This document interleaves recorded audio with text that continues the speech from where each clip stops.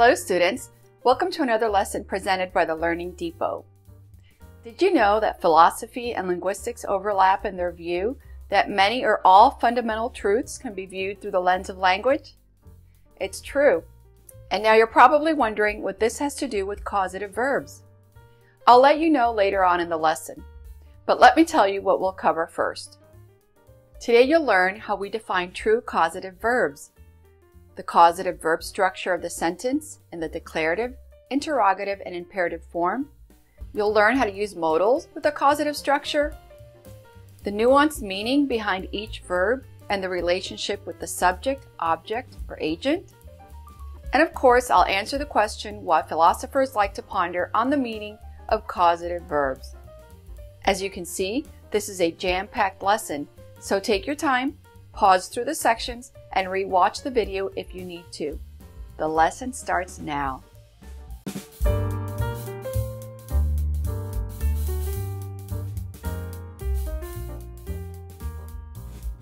What are causative verbs? Causative verbs are verbs that indicate that someone or something, the causer, directly causes another person or thing, the causee, to do something. A sentence with a causative verb can be thought of this way. The subject causes the agent or object to perform an action. Sentences with a causative verb start with a subject, which is followed by the causative verb. The sentence then continues with an object of the causative verb, followed by the main verb that is directly performed by the object. The subject does not perform the action expressed by the main verb, but rather causes the object to perform the action. Let's break this down because it sounds confusing. For the purposes of this lesson, I will refer to the subject as the causer, and the agent or object performing the action of the main verb as the causee. Think of employer, employee. In a regular sentence structure, the subject performs the action of the main verb. The subject is called the agent. Like in this example, Mark cleans his room. Mark is performing the action of the main verb, clean. But in the causative structure, the object of the causative verb is now the agent, and this object is the one performing the action of the main verb. Mark made his brother clean his room. Notice that in this causative structure we have two verbs. We have the causative verb and the main verb. The causative verb is made, and the main verb, the base verb, or the bare infinitive, it's all the same, is clean.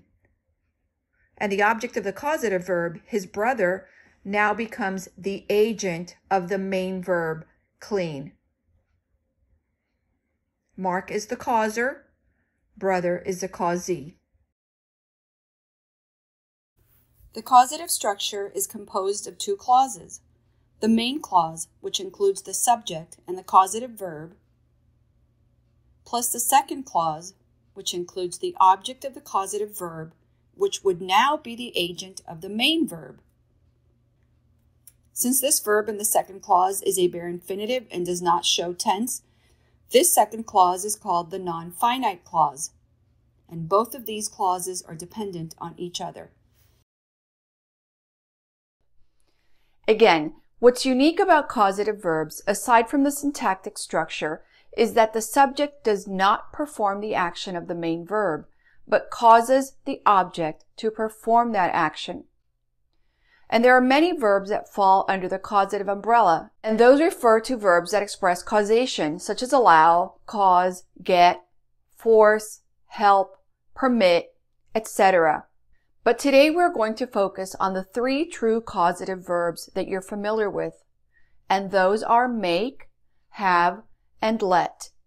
We will look at other verbs that are usually included under the causative category, and these are get and help. So why are make, have, and let considered the prototypical or true causatives in the English language? These three verbs follow a specific sentence pattern that the other causatives may not, or they carry a connotation that the other causatives do not. Let's begin with the three true causatives, make, have, and let. Let's start with make. Most grammarians would agree that make is the main causative verb. It implies that more force is exerted from the subject, the causer, and that there is greater resistance from the agent, the causee. Like in this example. The drill sergeant makes the soldiers do push-ups.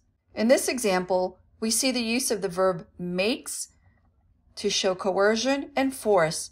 The soldiers do not have a choice. They must do what the drill sergeant makes them do.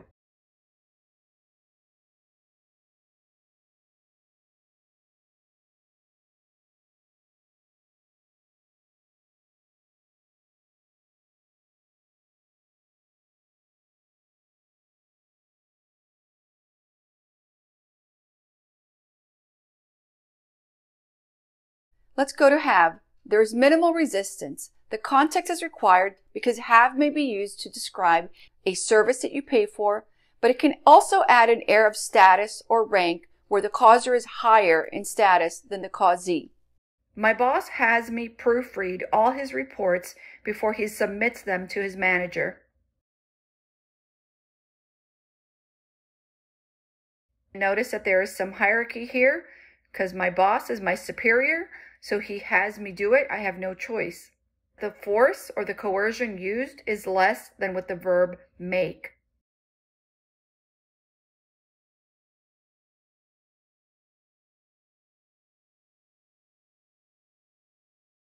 And when paying for a service, you can use the verb have.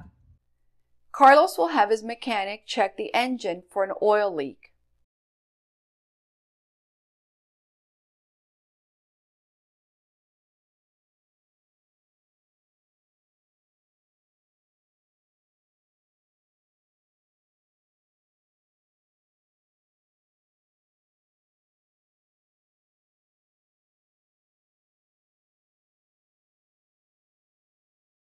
Let.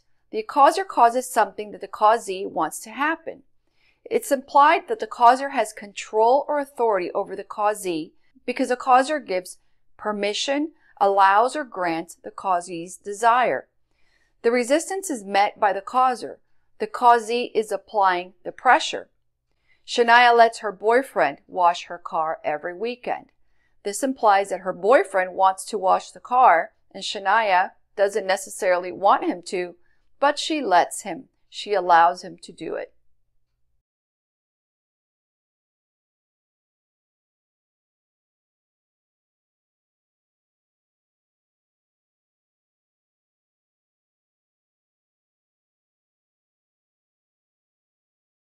Get and help are not considered true causatives by most grammarians.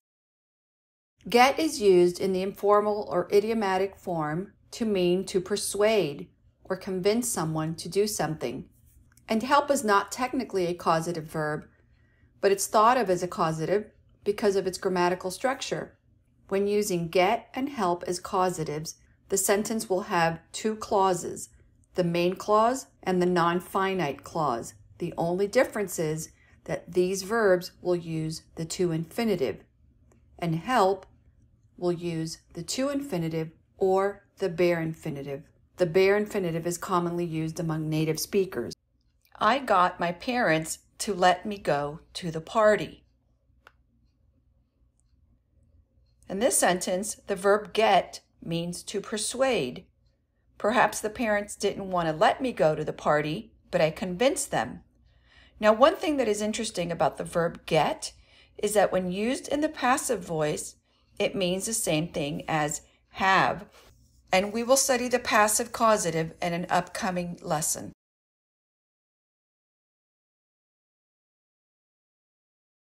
I helped my mom fix dinner. Now you can also say, I helped my mom to fix dinner, but using the bare infinitive is more common.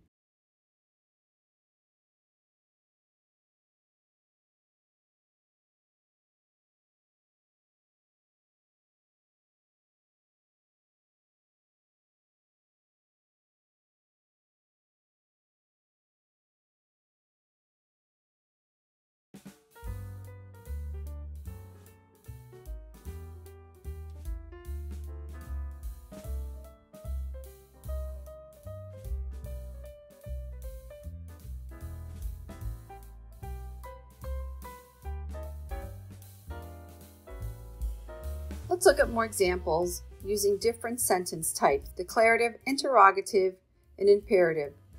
And we'll also look at modals in the causative structure.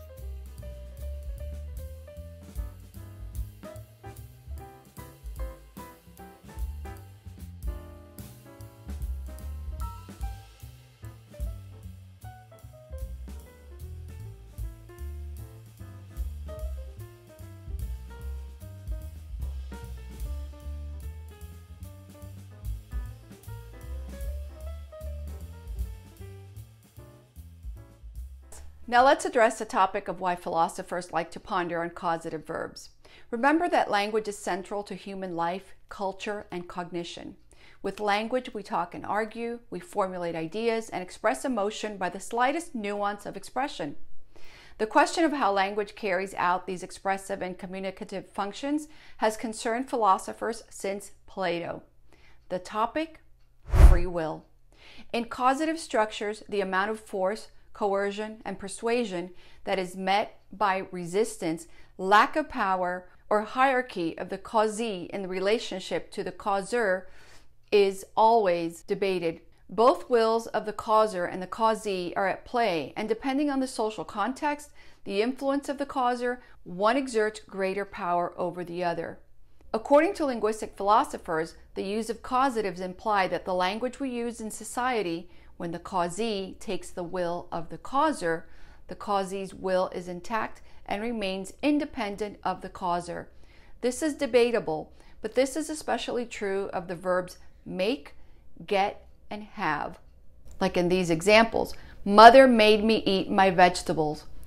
Mother's will forced over mine. I had no choice. My will didn't change. I still didn't want to eat my vegetables, but mother made me. Our teacher had the students memorize all the consonants. Again, the students had no choice. Their will perhaps did not change, but the will of the teacher was imposed on them. The teenage girl got her parents to let her stay past midnight.